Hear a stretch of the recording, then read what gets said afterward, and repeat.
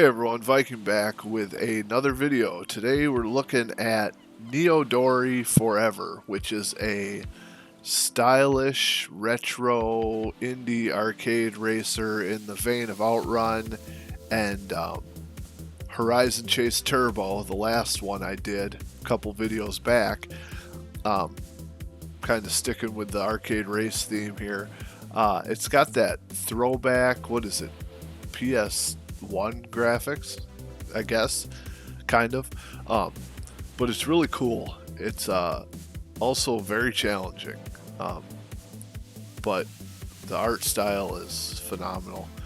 We'll start getting into it here. So you got different game modes. You have the classic Outrun. In here it's called Odyssey, where you go through like the entire world, you know, beach, fields, mountains. There's a night ride where it's all night themed levels. Endless, where it just keeps repeating and repeating.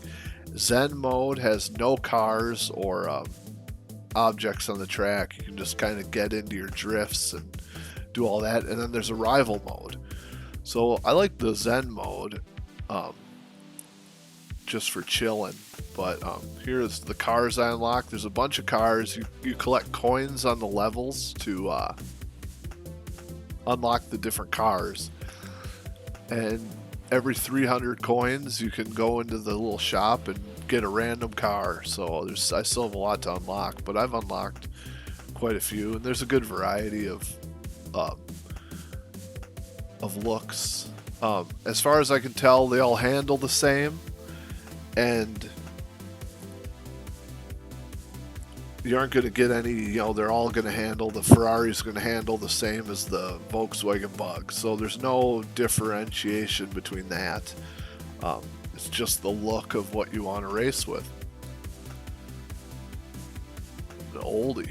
So in this game, you're basically picking up coins, picking up gas. Your gas is your health and your ability to drive. So every time you run into something, your gas goes down. So the gas is kind of like the life bar. We'll hop into a race here. So the music is pretty good. You know, a little pulse pounding race. You have two buttons. This is an auto drive, so you're always accelerating. You don't have to push a button to accelerate. You're always going forward, which was kind of tricky to get a hang of at first. And then there's a boost button and a drift button, and the steering is very sensitive, so there's a steep learning curve.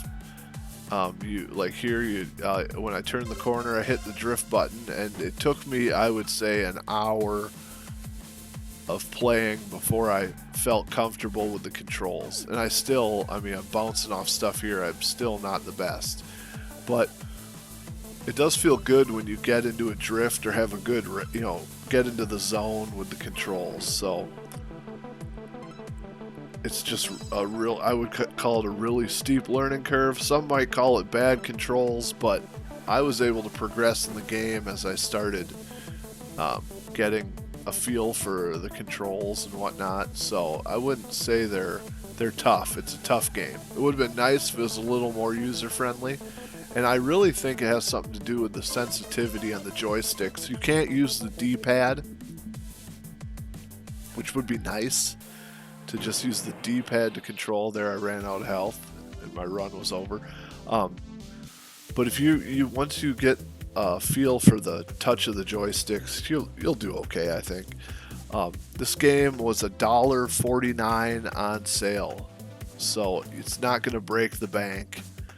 There's a bunch of trophies. There are the controls right there. And I think for the art style, it's really cool. I mean, if you like arcade racing games, I think you would give it a try just to see what's up, but it's probably not for everybody. There's a lot of pros, but there's a lot of cons, and the cons are mainly in the steering controls and the drifting and stuff, and then the amount of enemies coming at you, like hitting the walls in these pedestrian cars. There's a police. Police will chase you and try to ram you off the road. There's rival races where a AI will come up and race you for a little bit. So there's quite a few things that happen in this little game, but like I said, it's just kind of fun to just drive through the levels and see what they look like.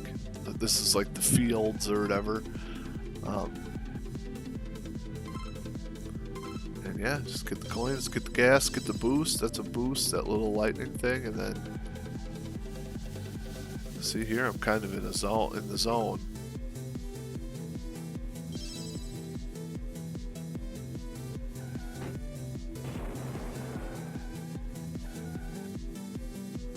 But yeah, I had fun with it. I definitely think it you know, I wanted to make a video just in case you've never seen it or whatever. It's a cool little thing, and it doesn't break the bank, so I would say to the devs, you know, work on getting the controls tighter for a sequel, but I would play a sequel of this. Definitely. Here's the Rival Rush mode. This is another one of the game modes where all it is rival races. And you have to race these little AI guys, and the meter at the top, you have to stay within the middle or something. You can't get too far behind, and then you win the little race. So it's kind of cool. I mean, it's like a little rival drift thing. There's some rubber banding, they bounce back and so on and so forth, but overall it was a fun little game. There's a mode where the night mode, you have to take on mafia guys and they shoot at your car. I mean, there's quite a lot of different modes and quite a lot of stages for your $1.49 or however much it's cost, $2.99 full price, $4.99 full price. I don't know. I would say wait for a sale though, just because it might not be your thing with the handling.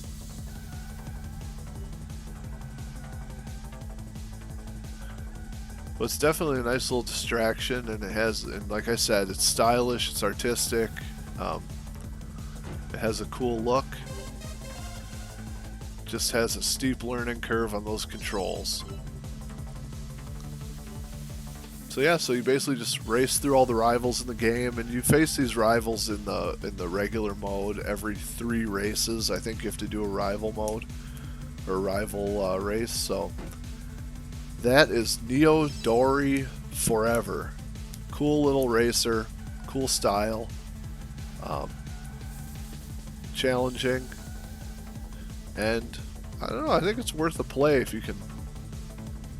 you're into this sort of thing. So that's that. I'm gonna leave the video off here, and we'll catch you on the next one. Take care, y'all. Viking out of here. Bye.